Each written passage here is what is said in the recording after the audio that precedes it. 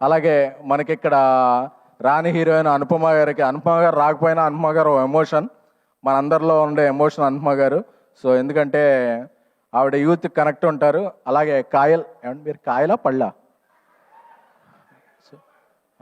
ఏమండి ఆవిడ పేరు అంటే there is a different meaning for Kayal పళ్ళు ఇన్ తెలుగు అండి, but it is a good meaning only. So I wish welcome to Telugu.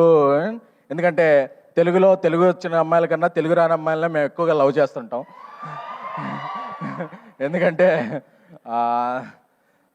Telugu వచ్చిన అమ్మాయిలను ఎంకరేజ్ చేస్తే ఏమవుద్దో తర్వాత నాకు తెలిసింది.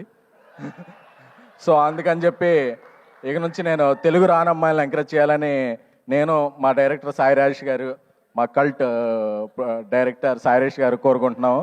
నేను ఇటీవల రాగన్ ఆడియో ఫంక్షన్ జరిగితే ప్రీ రిలీజ్ ఫంక్షన్, దాంట్లో ఒక సరదాగా ఒక తెలుగు అమ్మాయిలతో పని చేయను అన్నట్టు ఒక హెడ్డింగ్స్ అన్ని యూట్యూబ్ లో కొన్ని వెబ్సైట్లు తెలుగు అమ్మాయిలతో ఇక పని చేయను అన్న ఎస్కేఎన్, తెలుగు అమ్మాయిలతో ఇబ్బందులు ఉంటున్నాయి అన్న ఎస్కేఎన్ అనే విధంగా ఇదవుతుంది. ఈ మధ్యకాలంలో తెలుగు అమ్మాయిలు ఎక్కువగా ఇండస్ట్రీకి పరిచయం చేసిన అతి కొద్దిమంది నిర్మాతలు నేను ఒకరిని. రేష్మ, ఆనంది, మానస, ప్రియాంక జావల్కర్, వైష్ణవి చైతన్య, ఐశ్వర్య, కుషిత, వీళ్ళందరినీ ఇప్పటివరకు ఇంట్రడ్యూస్ చేయడం, వర్క్ చేయడం జరుగుతుంది. అలాగే నెక్స్ట్ రాబోతున్న సినిమాలో హారిక, ఇంకొక కొత్త అమ్మాయి, ఇలా ఒక 8-9 మంది అమ్మాయిల్ని పరిచయం చేశారు. అలాగే ఈషా రెబ్బా, ప్రియా వడ్లమాని, ఈ మధ్య ఇనయ్య, ఇలా ఆల్రెడీ ఇంట్రడ్యూస్ అయిన ఒక 4 అంటే 12-13 అమ్మాయిలతో నా కెరీర్లో నేను పనిచేసిన 80% తెలుగు అమ్మాయిని.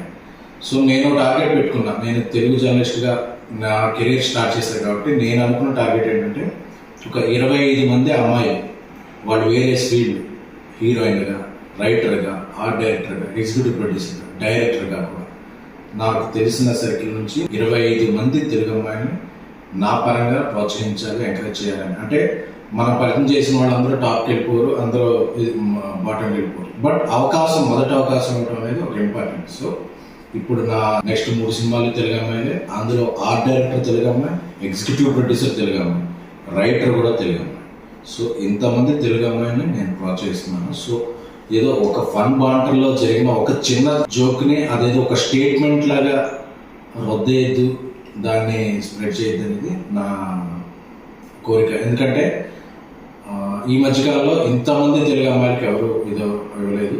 ప్లస్ నేను దాన్ని ఒక ఉద్యమంలా ముందుకు తీసుకెళ్తున్నాను కాబట్టి ఏదో ఒక జోక్లా తీసుకున్న తప్ప దాన్ని ఒక స్టేట్మెంట్లా తీసుకుని ఇక తెలుగు అమ్మాయిలకి అవకాశం లేదు. ఎందుకంటే నేను చేస్తున్న సినిమాలు, చేయబోయే సినిమాల్లో కూడా నా ఫస్ట్ ప్రిఫరెన్స్ తెలుగు అమ్మాయిలకే. సో దీంట్లో ఇక ఎటువంటి ప్రచారాలకి తావే వద్దని కోరుకుంటున్నాను. Thank you. మీ ఎస్కే.